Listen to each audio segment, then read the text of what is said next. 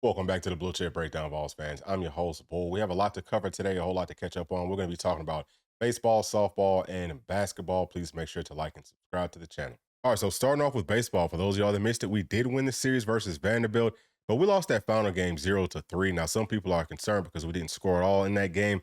I'm not too concerned because we came out versus Belmont, and the bats were very, very active, and the pitching looked good. We will be heading into the final series versus South Carolina, but in the Belmont game, we do now have a new home run single season leader in Simo, who has 24 on the season right now. So very impressive. And it's good that he's still doing what he does. We've got to continue to have our bats working because the pitching is not going to be elite, but I am excited to announce that. Now, like I just talked about, are heading into the final series of the season versus South Carolina. Those games will be starting on Thursday at 6:30. We'll be in Knoxville. Hopefully, we can continue our reign of dominance and win this series as well, heading into the SEC tournament, which will be starting May the 21st. Now on to softball. We had to send a big congratulations to Peyton Gotcho, who is our ace pitcher. She was drafted number 5 overall by Athletes Unlimited. That's a really big deal for her and her family. So congratulations to everybody involved. Now on to the rest of our team. We were selected as the number 3 seed in the NCAA tournament. The number 1 seed was Texas. Number 2 is Oklahoma, and number 4 is Florida. Now, in our regional bracket, we're going to be facing Dayton on Friday at 2:30. Most people won't be able to watch that game because we have to work. But we also have Miami of Ohio and Virginia will be facing the winner of that game to head on to the super regionals, where I think that we'll probably be seeing the number 14 seed in Alabama. Now, we are on the same side of the bracket as Oklahoma. A lot of folks have been scared of them, but I'm not scared of them. I hope that we get to see them so that we can beat them. And we'll see what happens after that, right? Still a very long way to go, but I think that this team has a great shot to win the whole doggone thing. All right, now for our Lady Vols basketball team, we did get 2 new transfer commits. We're going to be starting off with Samara Spencer, who is a 5'7" guard. She's a junior from Arkansas, and she was all freshman SEC way back in 2021. So she's a really good player. I love her game. You can see that she's averaging about 14 points per game, shooting about 34% from the field. She's not that three-point shooter, but she's the type that's going to get to the basket. You have to have that in this system with Coach Kim Caldwell. I think that she's going to fit in perfectly. Got a whole lot of depth right now with guards. And we also have Ruby Whitehorn transferring in from Clemson. I like her game a lot. She's a former McDonald's All-American, Michigan Gatorade Player of the Year, and Miss Basketball. Now, in 2023, she was All-ACC as a freshman. And I think that she's going to be very special for our Volunteers. You see that she's averaging about 12.3 points per game at 5'11", but she's shooting 46% from the field. Now, she can really do it all. She can create her own shot, get to the basket, but she can also be that spot-up shooter or just a pull-up shooter. She's absolutely ridiculous. I think that she will help to take this team to the next level. And our SEC schedule has been released for next season. At home, we're going to be getting Alabama, Auburn, Georgia, Ole Miss, Mississippi State, South Carolina. That's going to be a big one. Oklahoma and LSU. Now, away, we're going to have Arkansas, Florida, Kentucky, Missouri, Vanderbilt, Texas A&M, Texas, and LSU. Back to that South Carolina game, they've been the best team in women's college basketball for the past 2 to 3 seasons. But I think with Coach Caldwell's style of play, the way that we're building this team up, this being her first season at this level, in Knoxville, it is good for her to be able to get South Carolina at home. I know that the stadium is going to be rocking for us.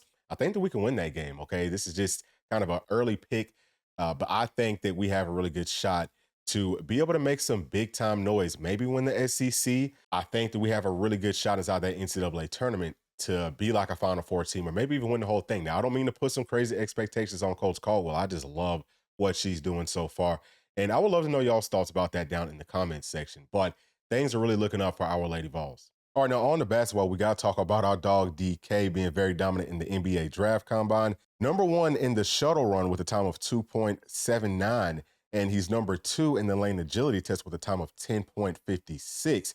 His spot-up shooting was 84%, which was number 3. And his off-dribble shooting to the right was tied for 4th place at 72%. Off-dribble to the left, he's shooting 66.7%. He's tied at number 21. Standing vertical, 31 inches. That's good for number 19. Max vert, which I believe they take a step or two and then jump, he had 39.5 inches, which is good for number 12. His three-quarter sprint was also at number 12 with a time of 3.07. Now, everyone has been asking, where is DK going to get drafted at? A lot of folks want for him to go to the San Antonio Spurs. I think that would be the best fit for him. We've seen a lot of analysts and insiders predicting that that's where he will end up at.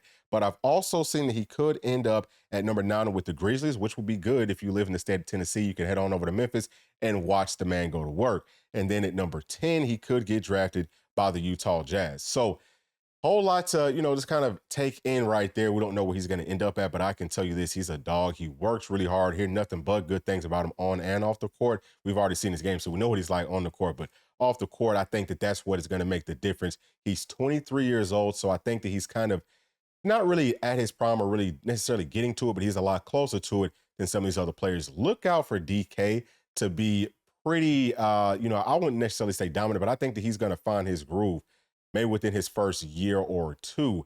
And I would not be surprised to see this man win some, NBA titles for sure. So very excited about DK. Let's go ahead and move on to the transfer portal. And the only player that we'll be talking about today is going to be Chaz Lanier. That's who everyone's wondering about. He is a 6'4" guard from North Florida, probably the best player left in the transfer portal at this point. I feel like if we could land him, then all of a sudden this team on paper goes from being, a pretty solid team with just one great player last season to a team that has, a lot more depth, a lot more players that can create their own shot, a lot more length, size, speed, just everything that I feel like last year's team was missing. But we have to get that DK-esque type of a player in Chaz Lanier. So what's been going on with him right now is he's basically been trying out for the NBA, and he went to the NBA G League Elite Camp where he wasn't one of the top 5 performers that got that invite to the NBA Draft Combine. So looks like he will be heading back to college. And it sounds like he's going to be setting some visits up here pretty shortly. I think that he has until the 29th to take his name out of the NBA draft, or, I don't know how that works, but it's something like that. So at some point soon, we are expecting for Tennessee to be hosting Chaz Lanier on a visit. Now, the other team that we are competing with for his services is going to be Kentucky.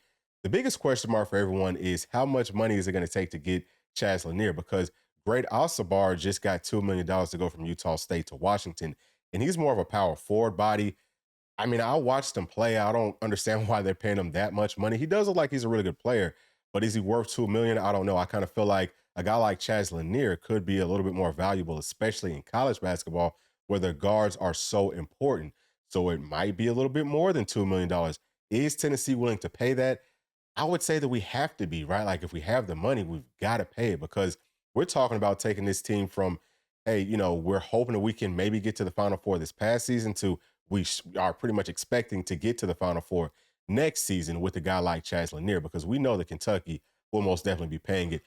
But that is all yet to be seen and determined. We're going to keep a close eye out on that for y'all. Please make sure, as always, to like and subscribe to the channel, share with your friends, family, and other volunteer fans. Leave your comments down there as well, especially about Chaz Lanier. I want to know if anyone has any inside information on how we can land him, because he is from Nashville. So maybe it's not just about the money. Maybe we've got some other things that could entice him to come and play for us. But thank y'all so much, and I will see y'all on the next one. Peace.